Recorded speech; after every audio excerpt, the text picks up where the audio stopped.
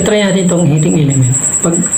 Pag gumana siya, pero karaniwan naman, bihira ito masira. Pero itetest pa rin natin. Para sure tayo na hindi siya sira.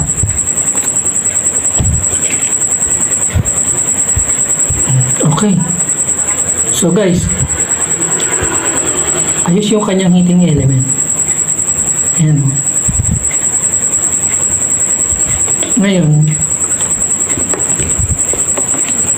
ito ang malamang nandito yung sira. So guys, ito yung switch niya. Ang tawag dito ay thermostat.